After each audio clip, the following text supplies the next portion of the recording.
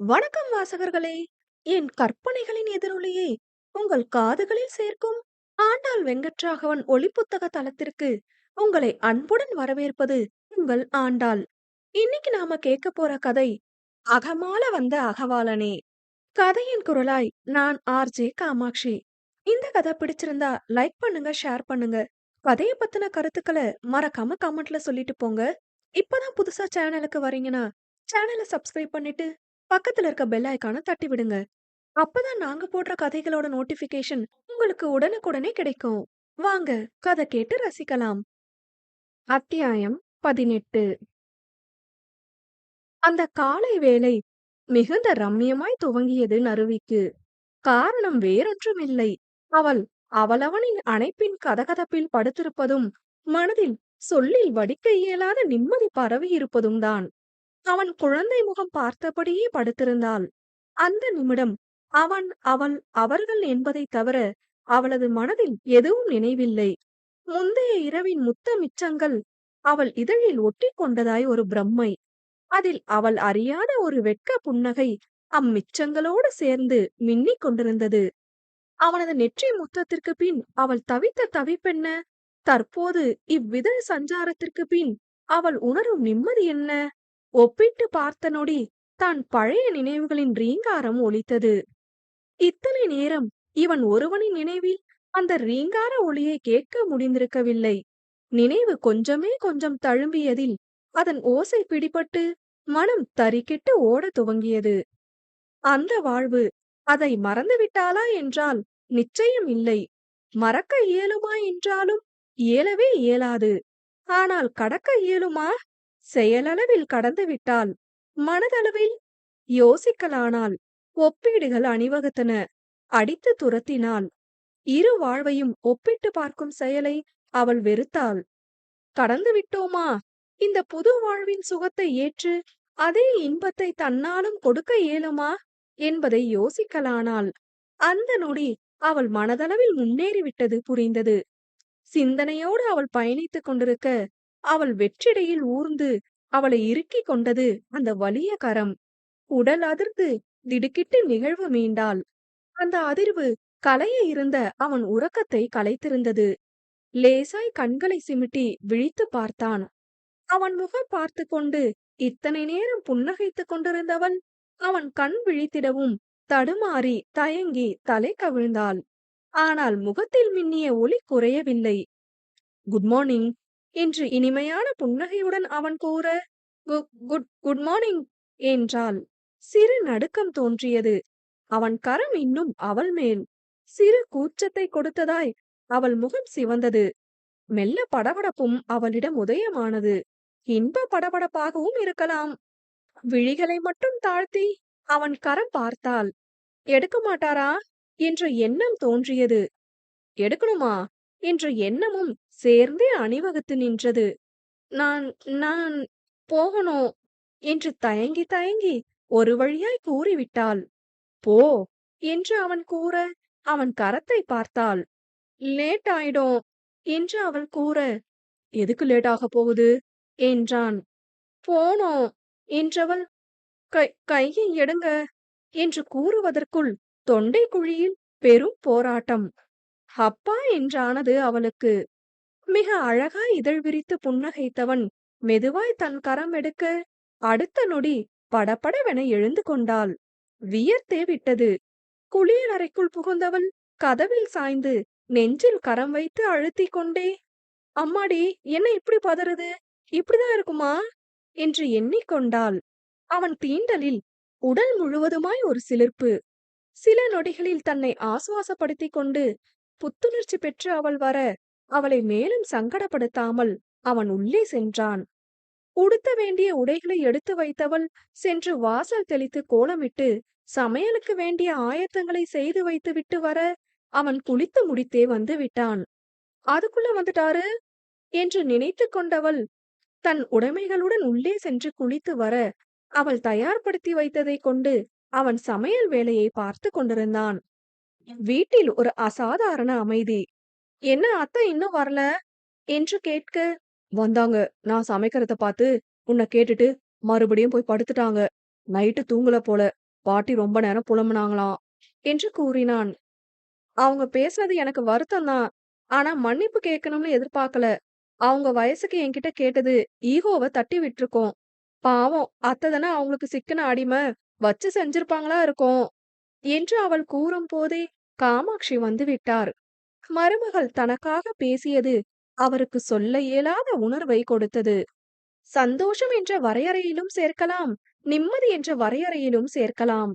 அவருக்கும் தனக்கு வரும் மருமகளிடம் தனது மாமியார் தனக்கு செய்த கொடுமைகளை பட்டியலிட்டு புலம்ப வேண்டும், கதை பேச வேண்டும் என்ற இயல்பு ஆசைகள் இருக்கத்தான் செய்தது.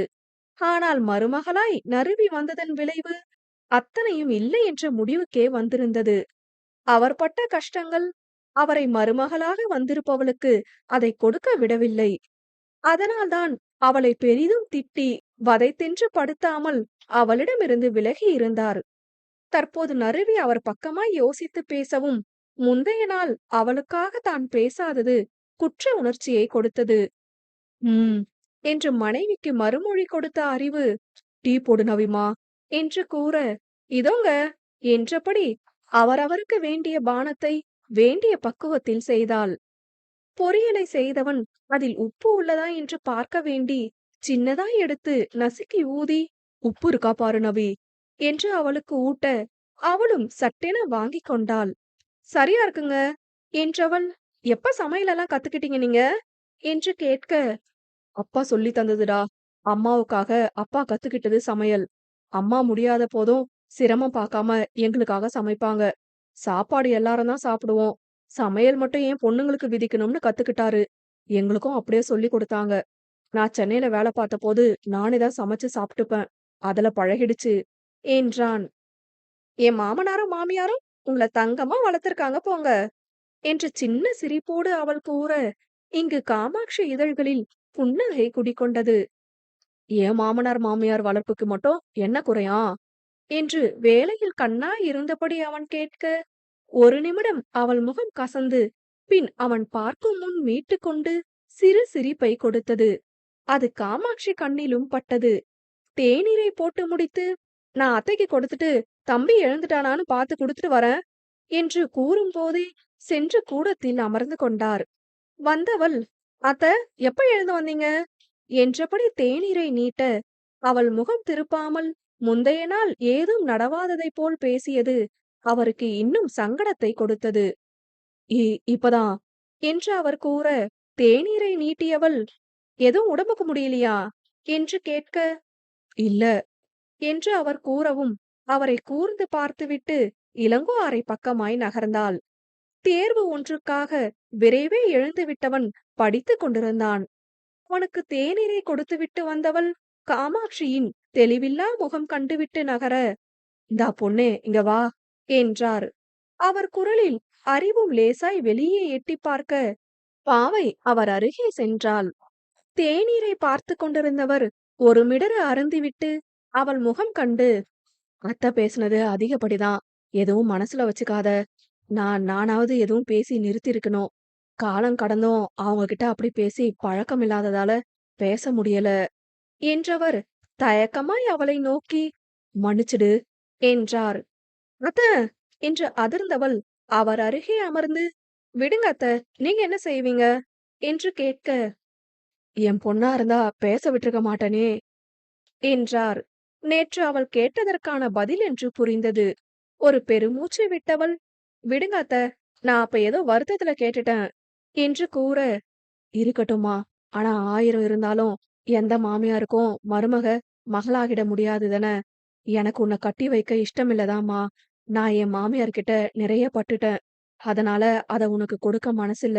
அதுக்காக உன்னை ஏத்துக்கவும் முடியலன்னு தான் உன்கிட்ட பெருசா ஒட்டல. ஆனா நேத்து நான் அவங்கள தடுத்திருக்கணும். சங்கடமாயிடுச்சு எனக்கே, அதான் என்றவர் பளிச்சென்றே பேசியிருந்தார். அந்த மன்னிப்பும் அவர் மன அமைதிக்காக என்று புரிந்தது. மெலிதாய் புன்னகைத்தவள் சிறு தலையசைப்புடன் அவர் கரம் பற்றி அழுத்திவிட்டு எழுந்து செல்ல, அவரும் மென்மையாய் புன்னகைத்துக் கொண்டார். என்ன மாமியாரும் மருமகளும் பயங்கர டிஸ்கஷன்ல இருந்தீங்க என்று சிரிப்போடு கேட்ட அறிவு அவள் புறம் சரிந்து கிசுகிசுப்பாய், ராசி ஆயிட்டீங்களா என்க, பக்கென சிரித்தவள் அவர் கூறியதை கூறினாள். அவருக்கு நறுவியை ஏற்க முடியவில்லை என்பது வருத்தமாக இருந்தாலும், அவர் பேசியது அவனுக்கு கொஞ்சம் நிம்மதியை தந்தது. விரைவில் தன் அன்னை தன்னவளை ஏற்றுக்கொள்வார் என்ற நம்பிக்கையும் வந்தது. இருவருமாய் சமையல் வேலையை முடித்து உணவை டப்பாவில் அடைத்து காலை உணவை மேஜையில் வைக்கும் நேரம் இளங்கோ வந்தான். அவனிடம் தேர்வு குறித்து பேசிய அறிவு அவனோடு உண்ண அமர காமாட்சியும் உண்ண வருகின்றாரா என்று நறுவி அழைத்தாள். உள்ளே சென்று அவர் சுந்தரவல்லியை அழைக்க அவர் பிறகு உண்டு கொள்வதாய் முறுக்கிக் கொள்ளவும் சிறு பெருமூச்சுடன் வந்து அத்தையோட அப்புறம் சாப்பிட்டுக்கிறேன் என்று கூறினார். இளையவர்கள் மூவரும் உண்டு முடித்துவிட்டு அவரவர் பணியை பார்க்க சென்றனர். காலை பேருந்தில் ஏறி அமர்ந்து தனது அலைபேசியை எடுத்து பார்த்து கொண்டிருந்தவள் கண்களில் அந்த பதிவு பட்டது. கார்த்திகேயன் வெட்ஸ் பிரியா என்ற எழுத்துக்களை கொண்ட பத்திரிகை அவனது இணைய பக்கத்தில் பதிவிடப்பட்டிருந்தது. ஆச்சரியமாய் அதை பார்த்தாள். அதில் அவர்கள் புகைப்படமும் இருந்தது. அதை அவள் பார்த்து கொண்டிருந்த தருணம், என் ராசாவே உன்ன நம்பி என்ற பாடல் ஒலிக்க சட்டென நிமிர்ந்தாள். முன்பு எப்போதோ நீ போ, பஸ்ல உன் பாட்ட போட சொல்றேன் என்ற அறிவு கூறியவை அழையா விருந்தாளியாய் வந்து அவள் இதழ்களை புன்னகைக்க வைத்தது. அந்த பதிவை தற்போது அதே புன்னகையோடு பார்த்து அவள் கடந்துவிட மனம் மிக அமைதியாய் அந்த பாடலோடு லயித்தது. அன்று நாளும் எந்த இடையூறும் இன்றி கடந்தது. இன்னும் சொல்ல போனால் அவள் முகம் எப்போதும் விட பொலிவோடு காணப்பட்டது. அதற்கு காரணம் அவள் உயிரானவன் மீட்டிய உயிர்ப்பான புன்னகை என்றாலும் மிகையாகாது. உடன் வேலை செய்வோர் சிலர் கூட, என்ன நறுவி முகமெல்லாம் புன்னகையா இருக்கே, நீங்க வேலைக்கு வந்த 2 வருஷத்திலேயே இன்னைக்குதான் உங்க முகத்தை இப்படி பாக்குறோம், வீட்டுக்கு போய் உங்க மாமியார சுத்தி போட சொல்லுங்க என்று கூற அவளுக்குள் இன்பமான உணர்வு.